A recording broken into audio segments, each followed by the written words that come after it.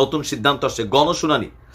Bangladesh energy regulatory commission আপনার BERC আবারও gas এবং বিদ্যুতের দাম নির্ধারণের ক্ষমতা মানে তাদের হাতে ফিরিয়ে দেওয়া হয়েছে।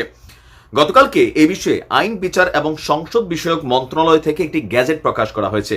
গ্যাজেটে বলা হয়েছে বাংলাদেশ এনার্জি রেগুলেটরি কমিশন আইন 34-এর ক বিলুপ্ত করে অধ্যাদেশ জারি করা হয়েছে। এখন এই আইনটা কি হয়েছিল, আমরা মাঝখানে দেখছিলাম 2022 খসড়ার চূড়ান্ত অনুমোদন দিয়েছিল আওয়ামী লীগ সরকারের মন্ত্রিসভা।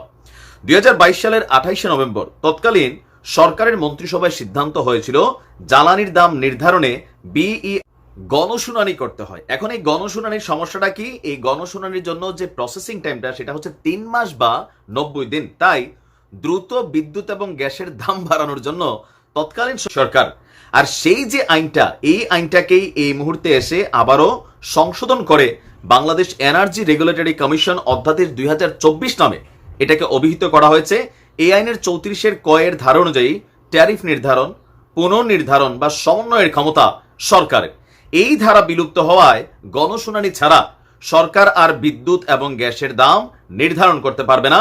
গত বৃহস্পতিবার উপদেষ্টা কমিটির বৈঠকে এই আইনটিকে সংশোধনের জন্য সিদ্ধান্ত করা হয়েছিল।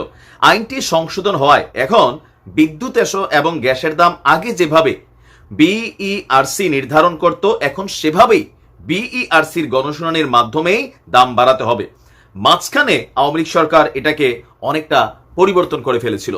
ওই যে বললাম না, আওয়ামী লীগ সরকারের পতনের জন্য গণমানুষের যে অবস্থান আমরা দেখেছি, বিশেষ করে আমাদের নারীদের, ভাই বিদ্যুৎ এবং গ্যাস আওয়ামী লীগ করুক বিএনপি করুক, এই দেশে যারাই বসবাস করছে এটার বাটে কিন্তু পড়ে গেছিল।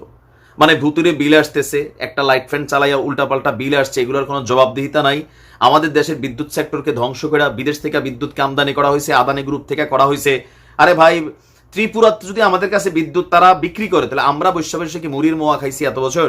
আমার মনে হয় যে এগুলোর পাশাপাশি আমাদের নিজস্ব যে গ্যাস প্রকল্পগুলো আছে আর একটু ডেভেলপ করা, বিদ্যুৎ সেক্টরকে স্বয়ংসম্পূর্ণ করা, পাশাপাশি তেল শোধনাগার একটাই আছে বাংলাদেশে, এটা থেকে রাশিয়ার তেল আনলে নাকি আমরা শোধন করতে পারি না। তো আমার মনে হয় যে ইটস টাইম যে আমরা সরাসরি রাশিয়া থেকে তেল আনবো, আইনে আমাদের রিফাইনারিতে আমরা পরিশোধন করব, আমাদের তেলটা আমরা আমাদের দেশের বাজারে বিক্রি করব, তেলের দাম অনেক কমে যাবে। এখন আমরা ভারতের মাধ্যমে চাইটা খাই, ওই সৌদি আরব থেকে আনতে হয়, অমুক জায়গা থেকে আনতে হয়, আইনা এই তেলটা বাহির থেকে প্রসেসিং করতে হতো, বা প্রসেসিং তেলটা করার ফলে 1 টাকার জিনিস যেটা প্রসেসিং করতে খরচ হয়, বাহির দেশ থেকে আনার কারণে 5 টাকা হয়। আর এগুলোর ব্যবসা করে কারা? পলিটিশিয়ানরা। তো ধন্যবাদ ডক্টর ইউনূসের যে সংস্কার শুরু হয়েছে, সাধুবাদ জানাই। এভাবেই চলুক বাংলাদেশ। আসসালামু আলাইকুম।